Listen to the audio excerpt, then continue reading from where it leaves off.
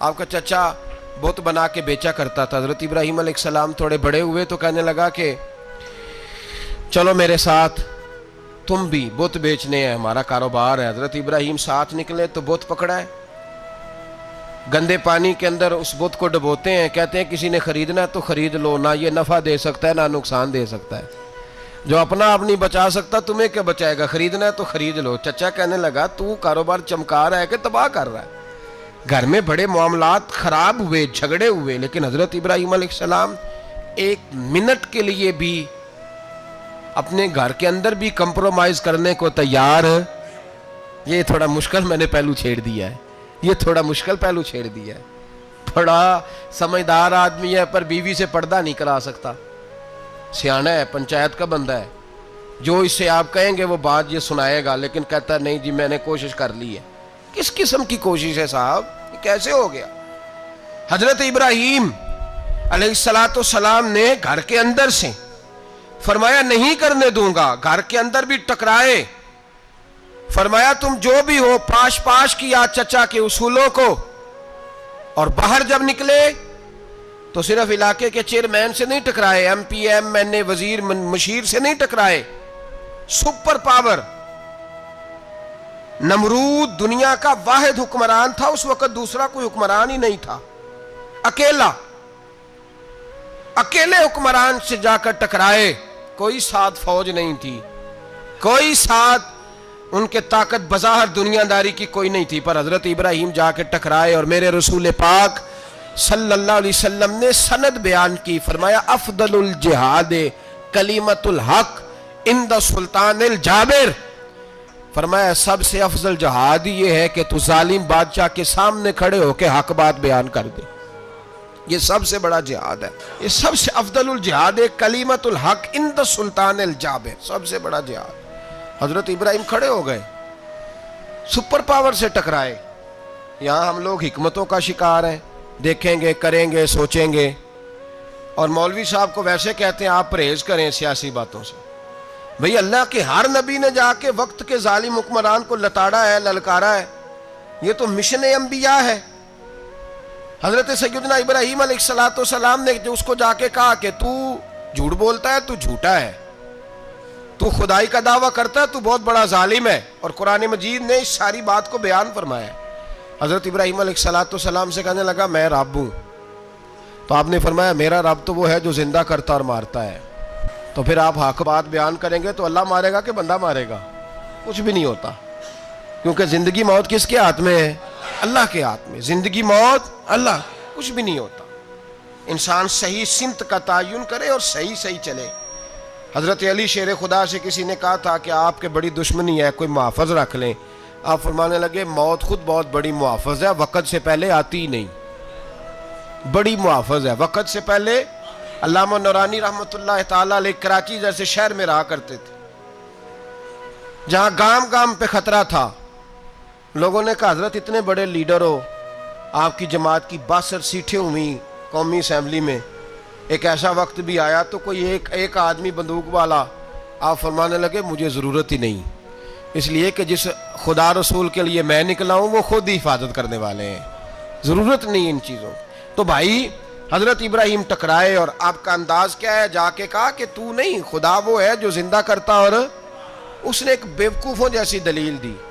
ایک آدمی کو کل پھانسی دینی تھی تو اس کو بلایا, کہنے لگا تجھے کب پھانسی ہے؟ اس نے کہا کل. کہنے لگا جا تجھے آزاد کیا, زندگی دی, اس کو چھٹی دے دی. ایک عام آدمی بیچارہ بیٹھا تھا, اس کو پکڑ کے نا کہنے لگا اس کی گردن اڑا دو. کہنے لگا دیکھ لو میں بھی زندہ کرتا اور مارتا ہوں, وہ جو کل مرنے والا تھا میں نے زندہ کر دیا ہے, اور جس کو پتہ ہی نہیں تھا کہ میں نے مرنا ہے اسے پکڑ کے میں نے مار دیا ہے. یہ بیوقوفوں جیسی دلیل ہے.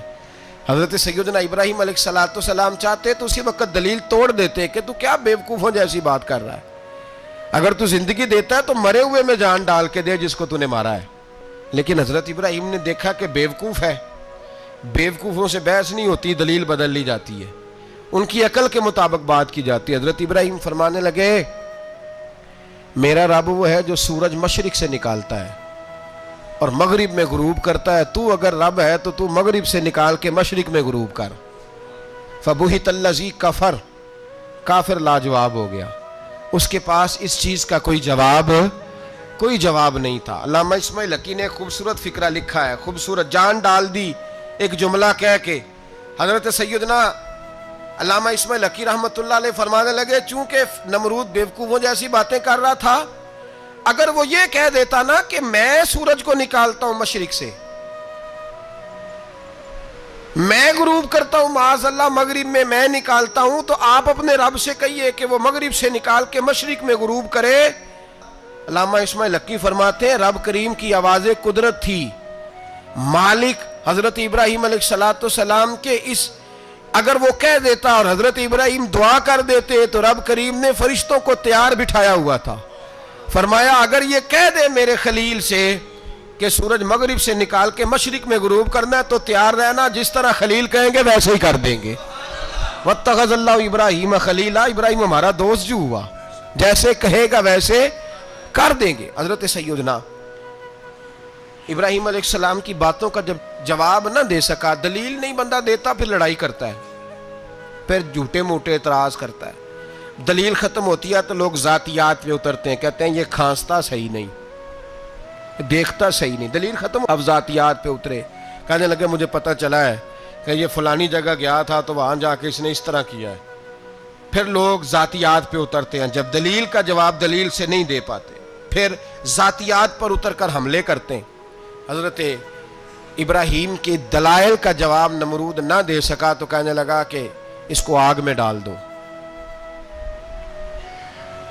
قوم گئی ہوئی تھی ساری، آپ نے بات سنی ہوئی ہے، میں نے صرف اشارہ دینا ہے، میلے پہ تو حضرت سیدنا ابراہیم علیہ السلام نے سارے بت توڑ دیے، کلاڑا بڑے بت کی گردن پہ رکھا، واپس آئے، کہنے لگے بت کس نے توڑے ہیں؟ تو فرمایا اس سے پوچھ لو جس کی گردن پہ کلاڑا ہے۔ کہنے لگے یہ تو بول ہی نہیں سکتا، تو فرمانے لگے بڑے بیوقوف ہو جو بولتا ہی نہیں، سنتا ہی نہیں، اپنا آپ نہیں بچا سکتا، اس کی پوجا کرتے ہو؟ کہنے لگے پکڑو، دلیلیں ختم ہو گئی، اس کو آگ میں ڈالو۔ بہت بڑی حویلی 45 فٹ مربع پہ مشتمل ایک حویلی بنائی گئی اور 45 فٹ اونچی۔ مختلف روایات، علامہ اسماعیل حقی کہتے ہیں کہ 3 مہینے تک نمرود نے کہا کہ اس کے اندر لکڑیاں ڈالو۔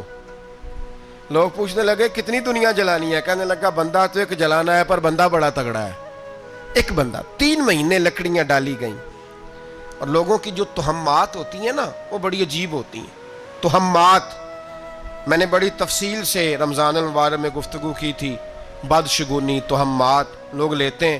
اس وقت بھی لوگ تہمات کا شکار ہو گئے، عقیدہ بگڑ جاتا ہے تو وہ عجیب و غریب باتیں کرنے لگتا ہے، تہمات کا شکار ہو گئے۔ بیبیاں نظر مانتی، میں بیمار ہوں، اگر صحیح ہو گئی تو اتنے من لکڑی دوں گی حضرت ابراہیم کی آگ جلانے کے لیے۔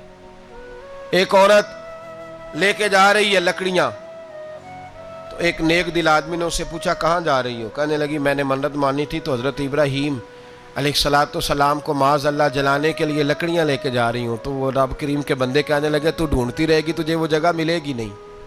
وہ بی بی کئی مہینے گھومتی رہی، جگہ ہی نہیں ملی جہاں لکڑیاں ڈالنی، ماری گئی۔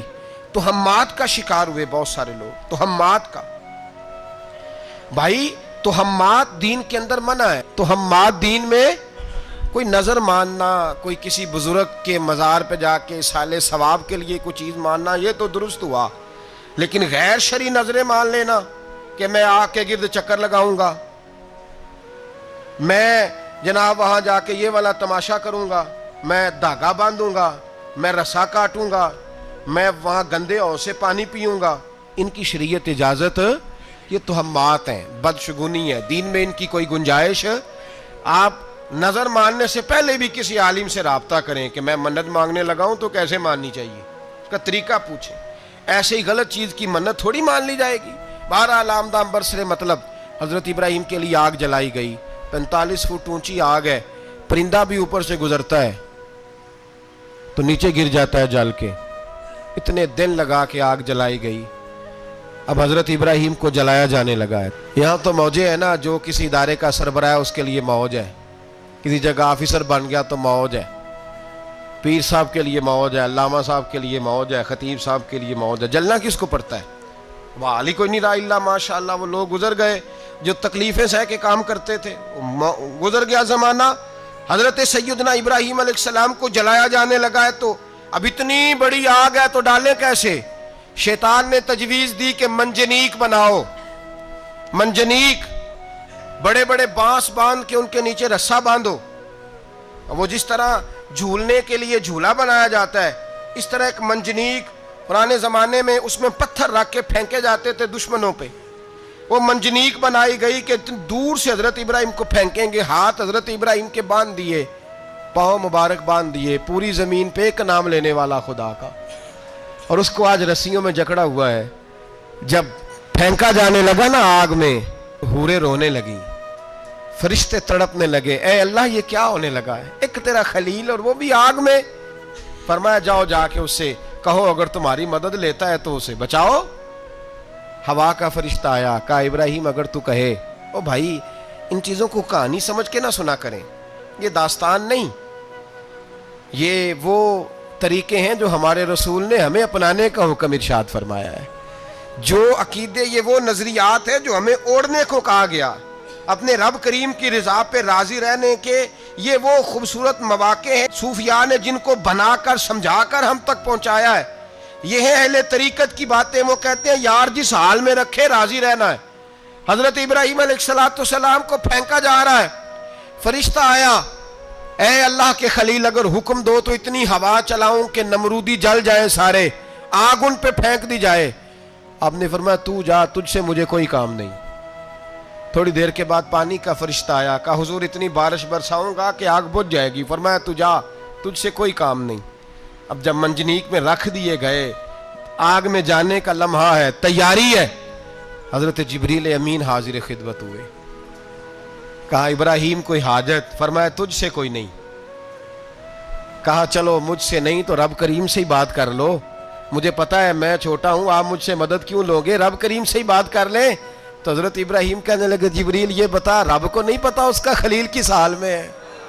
اسے نہیں پتا میں کس حال میں ہوں، میرے ہاتھ بندھے ہیں، پیر بندھے ہیں آگ میں، اسے نہیں پتا؟ بتایا تو اسے جاتا ہے جس سے خبر نہ ہو، تو اگر اسے پتا ہے تو اگر وہ جلانے پہ راضی ہے تو میں بھی جلنے کو تیار ہوں، میں تیار ہوں، میں تیار ہوں۔ اسے کہو ٹھیک ہے۔ حضرت سیدنا ابراہیم علیہ السلام کو منجنیق میں ڈال کے جو پھینکا آگ میں، یا نار کونی بردم و سلاما علی ابراہیم، اللہ نے فرمایا اے آگ میرے ابراہیم پہ ٹھنڈی بھی ہو جا اور سلامتی والی بھی ہو جا۔ حضرت ابراہیم کو دو فرشتوں نے بٹھا دیا زمین پہ، پھول کھلے ہیں، کونپلیں مہک رہی ہیں، کلیاں خوشبو دے رہی ہیں۔ حضرت ابراہیم نے سر سجدے میں رکھ دیا، سبحان اللہ والحمد للہ ولا الہ الا اللہ واللہ اکبر۔ حضرت ابراہیم اللہ کی تسبیح پڑھنے لگے، رب کریم کا شکر بجا لانے لگے۔ نکلے وہاں سے، کچھ دن گزر گئے، نکلے، حکم ہو گیا ابراہیم علاقہ چھوڑ دو۔ حضرت ابراہیم علیہ السلام وہاں سے نکل کے مصر آئے، چچا کے پاس ٹھہرے، انہوں نے اپنی بیٹی جناب سارہ کا نکاح کر دیا۔ کچھ آگے بڑھے تو ایک ظالم بادشاہ سے ٹکرائے، اس نے ایک شہزادی، ایک بادشاہ کی بیٹی قید کی ہوئی تھی، جناب ہاجرہ نام تھا، ان کو قید سے چھڑا کے ساتھ لائے۔ حضرت لوط علیہ السلام بھی ساتھ، یہ 4 لوگوں کا قافلہ چلا، فلسطین میں جا کے پڑاؤ ڈالا، گھر بار چھوڑا، تبلیغ شروع ہوئی۔ حضرت ابراہیم کے گھر میں 2 خواتین ہیں، ایک آپ کی بیوی ہیں، ایک حضرت ہاجرہ ہے، اولاد کوئی نہیں، بڑا میوہ میٹھا، گھر وہی آباد ہوتا ہے جس میں بچے روتے ہیں، گھر ہوتا ہی وہ ہے جس میں بچوں کی چنچناہٹ ہوتی ہے، بھن بھناہٹ ہوتی ہے۔ حضرت ابراہیم نے ایک بچہ روتے ہوئے دیکھا تو آنکھوں میں آنسو آئے، کہنے لگے ربی حب لی من الصالحین، یا اللہ مجھے بھی نیک اولاد عطا کر دے۔ حضرت سارہ نے سن لیا، کہنے لگی ابراہیم شاید میرے بطن سے تو آپ کو نصیب نہیں، ہاجرہ سے نکاح کر لو۔ جناب ہاجرہ سے نکاح ہوا، اللہ تو بڑا بے نیاز ہے، رب کریم نے حضرت اسماعیل جیسا خوبصورت بیٹا عطا فرمایا۔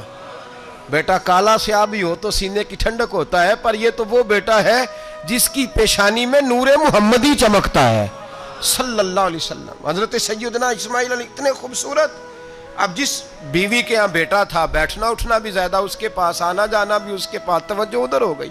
جناب سارہ رشک کرنے لگی، ایک دن کہنے لگی اسے چھوڑا جنگل میں، وادی غیر ذی زرع، مکے کے پاس۔ بھائی ایک بیٹا عالم دین بنا لو، کہنے لگا روٹی کہاں سے کھائے گا؟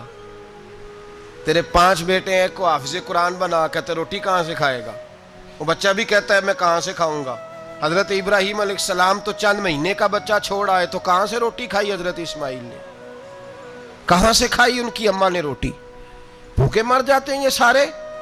میں بڑی ذمہ داری سے کہا کرتا ہوں کہ جتنی خوبصورت روٹی اللہ کریم دین کے خادموں کو عطا کرتا ہے شاید کسی اور کے نصیب ہوتی ہو, لیکن ہم لوگ توجہ ہی نہیں کر رہے, ہمارا ذوق ہی نہیں بن رہا, ہم یہ محنت ہی نہیں کر رہے کہ قوم کو مستند علماء کی ضرورت ہے, علاقوں کے علاقے خالی ہیں, ادھر ہمارا مزاج ہی نہیں بن رہا, توجہ ہی نہیں دین کی خاطر. اور پھر چلے بچے تو بعد کی بات ہے نا, جو ابھی خود جوان ہے وہ بھی یہ دعا, ایک صاحب مجھے کہنے لگے میں دعا مانگ رہا ہوں اللہ مجھے بیٹا دے تو میں اسے دین پہ لگاؤں گا. تو میں نے کہا آپ بھی بوڑھے نہیں ہوئے, آپ خود ہی لگ جائیں, بیٹا تو ابھی آئے گا تو لگے گا نا.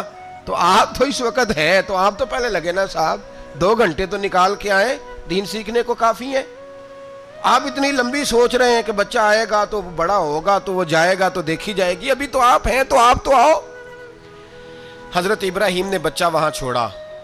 یہاں سے جو عمرہ کرنے لوگ جاتے ہیں نا, جو حج کرنے جاتے ہیں, ان کو پتہ ہے کہ وہاں دنیا کی ہر نعمت ملتی ہے, پھر بھی ڈبل ٹرپل پیسے لوگ جیبوں میں ڈال کے جاتے ہیں.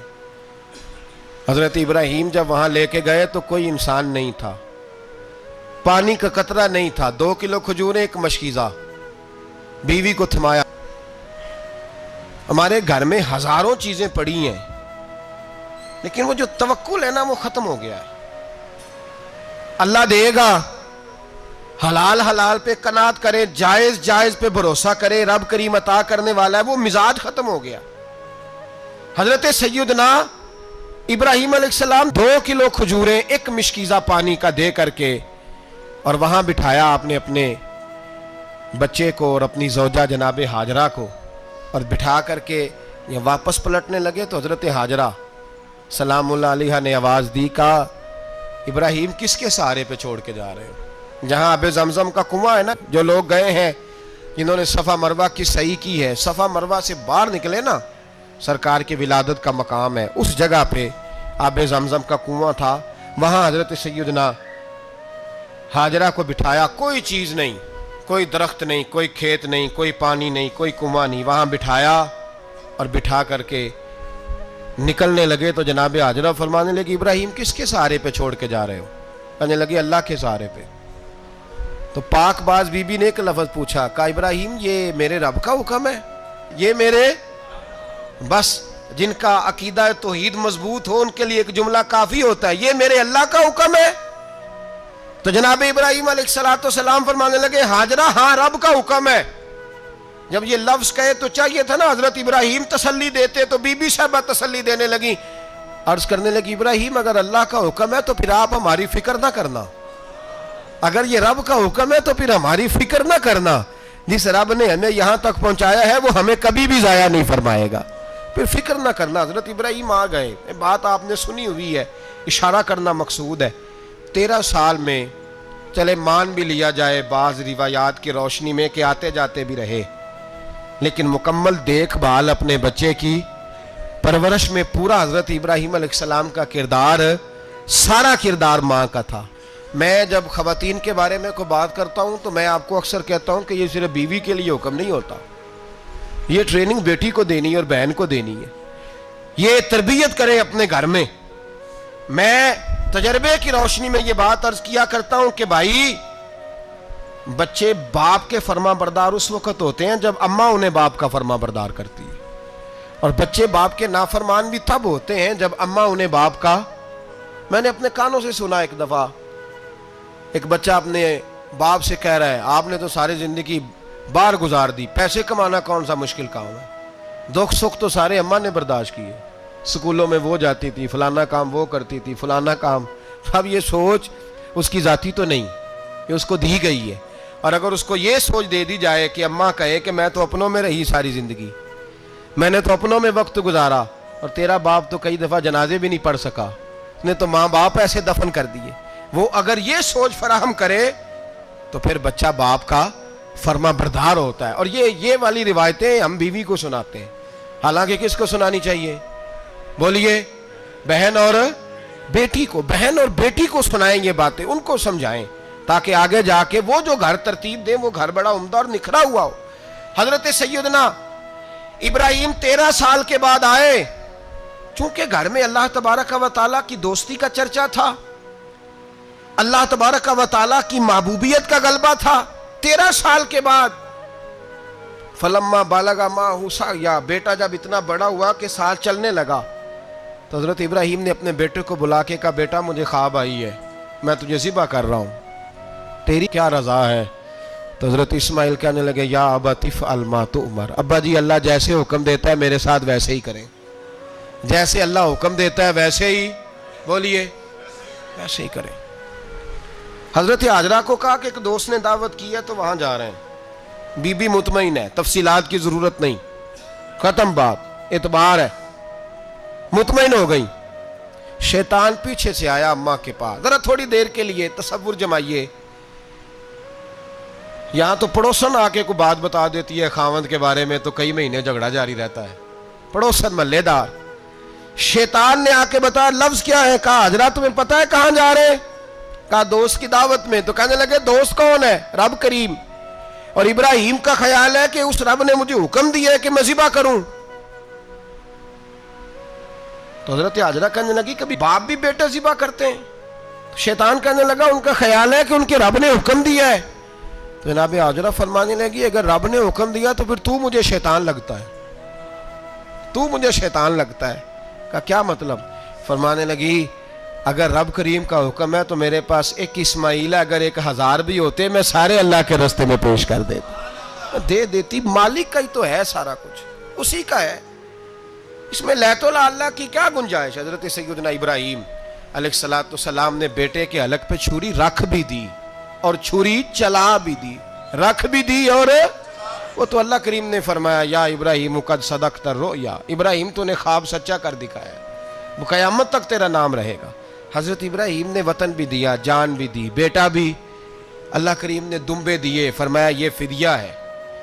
اب یہ قربانی قیامت تک حضرت ابراہیم کے طریقے کے مطابق جاری ہے۔ حضرت ابراہیم بہت بڑے مہمان نواز تھے، بہت بڑے۔ آپ جب مصر میں قیام تھا تو بڑے بڑے لمبے چوڑے لنگر پکتے تھے، لوگ آیا جایا کرتے تھے، بڑا تفصیل کے ساتھ کھانا ہوتا تھا۔ مہمان نوازی آپ کی خاص صفت مبارکہ ہے، ہمارے ہاں بھی مہمان نوازی ہوتی ہے امیروں کی، بلکہ اب تو مہمان نوازی اس طرح کی ہے کہ کل تیری میرے پاس دعوت ہے اور پرسوں میری تیرے پاس ہے، وہی امیروں میں وہ چکر رہتا ہے، پارٹیاں دوست ایک دوسرے کو ڈالتے ہیں، تیری طرف پارٹی تیری طرف، اور اسی انداز میں اب یہ عید آئے گی نا ٹکا پارٹیاں ہوں گی جگہ جگہ، اور لوگ سوال پوچھنے لگے ابھی سے، کہتے ہیں قربانی کا کتنا گوشت گھر رکھنا جائز ہے؟ قربانی کا کتنا گوشت گھر رکھنا جائز ہے؟ سارا ہی جی، اس لیے فریزر لے لے، فریج سے نہیں کام چلے گا، سارا ہی جہاز گھر رکھنا سارا ہی جائز ہے، رکھ لیں۔ او خدا کے بندے، قربانی وہ بندہ دیتا ہے جو سارا سال ہی گوشت کھاتا ہے، صحیح کہہ رہا ہوں؟ قربانی صاحب نصاب صاحب استطاعت بندہ دیتا ہے نا، تو وہ سارا سال ہی گوشت، تو سارا گھر میں رکھنا بھی جائز ہے، لیکن سارا دے دینا بھی، تو جو آ رہی ہے اس پہ کیوں توجہ کرتے ہو؟ جو دوسرا جائز ہے اس پہ کیوں نہیں عمل کرتے؟ سارا تقسیم کر دیں، بات ختم ہوئی۔ یقین کریں محرم میں جا کے دوست ٹیلی فون کر کے سوال پوچھتے ہیں، کہتے ہیں صاحب سنا ہے قربانی کا گوشت محرم میں کھانا جائز نہیں، میں کہ نہیں ربیع الاول چ بھی جائز جے، رجب رمضان تک کھاؤ، کوئی بندہ نہیں منع کرتا، اس لیے کہ کسی کو دینا تو پسند ہی نہیں، یا پھر اس میں سے جو خاص چیزیں ہیں وہ اپنی فریج میں اور باقی جو ہے وہ دوسروں کے لیے۔ یہ کیا طریقہ ہے ہمارا؟ اور اسی پہ عمل ہے۔ اللہ تبارک و تعالی ہمیں سمجھنے کی توفیق عطا فرمائے۔ حضرت ابراہیم بہت بڑے مہمان نواز تھے، صرف قربانی نہیں دیتے تھے، سارا سال بہت سارا لنگر، بہت سارا کھانا پینا، بہت ساری چیزیں جاری رہتی تھی، اور جتنے غریب لوگ تھے فلسطین کے ان کو پتا تھا کہ حضرت ابراہیم علیہ السلام کا لنگر جاری ہے۔ فلسطین میں جب آپ کا قیام تھا، ایک دفعہ ڈھیروں مہمان آ گئے اور کھانے کو کوئی چیز نہیں، حضرت سارہ اور جناب حاجرہ دونوں اس وقت موجود تھیں، وہ کہنے لگی ابراہیم بہت سارے مہمان آ گئے تو کیا کریں؟ جناب سارہ کہنے لگی کس طرح کر کے ان کی مہمان نوازی کرنی؟ اور حالات یہ ہیں کہ قحط پڑا ہوا ہے فلسطین میں، مصر میں، دور دراز علاقوں میں، تو حضرت ابراہیم کہنے لگے یہ اللہ کے مہمان ہیں اور ہمیں رب کریم کا بندہ سمجھ کے آ گئے، اللہ ہی بندوبست کرے گا۔ فرمانے لگے میرا مصر میں ایک دوست ہے، وہ قحط کے دنوں میں غلہ جمع کر لیتا ہے، میں اس کی طرف پیغام بھیجتا ہوں، مجھے امید ہے وہاں سے غلہ ملے گا۔ 2 3 5 اونٹ والے غلام بلائے اور ان کو کہا کہ جاؤ غلہ لے آؤ مصر کے دوست سے۔ وہ لوگ کہتے ہیں ہم غلہ لینے گئے، وہاں جب پہنچے تو حضرت ابراہیم خلیل اللہ علیہ السلام کا پیغام دیا تو آپ کا وہ دوست کہنے لگا غلہ تو بے شمار تھا، مجھے خبر نہیں تھی کہ حضرت ابراہیم کا پیغام آئے گا، تو میں تو سارا تقسیم کر چکا ہوں، لوگ لے گئے، اب تو کوئی شے نہیں۔ اب وہ خالی آ گئے 5 کے 5 اونٹ۔ جب خالی آئے تو حضرت ابراہیم کی حویلی کی دیواریں چھوٹی چھوٹی تھیں، ان غلاموں میں سے، خادموں میں سے، آپ کے ان چاہنے والوں میں سے ایک کہنے لگا یار وہ غریب تو انتظار کر رہے ہوں گے کہ غلہ لینے گئے ہیں، ہمیں روٹی ملے گی۔ چھوٹی چھوٹی دیواریں ہیں، وہ جب دیکھیں گے نا خالی آ گئے تو انہیں تکلیف ہوگی، اس طرح کرو بوریوں میں ریت بھر لیتے ہیں، ریت بھر کے لے جاتے ہیں، بعد میں اندر رکھ کے انہیں سمجھا بہلا لیں گے یا حضرت ابراہیم کو بتائیں گے، وہ خود ہی ان لوگوں کی دل جوئی فرمائیں گے۔ اب غلہ کی جگہ ریت بھر کے اونٹوں پہ رکھ کے لائی گئی، لا کے بوریاں جب رکھ دی گئیں، حضرت ابراہیم علیہ السلام دوپہر کے وقت آرام فرما رہے تھے، بی بی سارا اٹھی، کہتی ہیں جب میں نے دیکھا نا کہ بوریاں پہنچ گئی ہیں تو گئی، غلام کو ساتھ لیا اور اس کو جب کھولا نا تو کہتی ہے اتنی حسین گندم میں نے پہلے کبھی دیکھی نہیں تھی، اتنا پیارا دانہ میں نے کبھی ملاحظہ ہی نہیں کیا تھا۔ فرماتی ہیں جب اس کو پیس کر چکی میں روٹیاں پکائیں تو خوشبو دور دور تک پھیل گئی، اعلیٰ غذا بنی، بڑے بڑے کھانے بیویوں نے مل کے پکائے، چن دیے گئے، حضرت ابراہیم اٹھے تو لوگ کھانا کھا رہے، سجدہ شکر ادا کیا، اور جب سجدے میں گئے تو وحی آنے لگی، پھر رونے لگے۔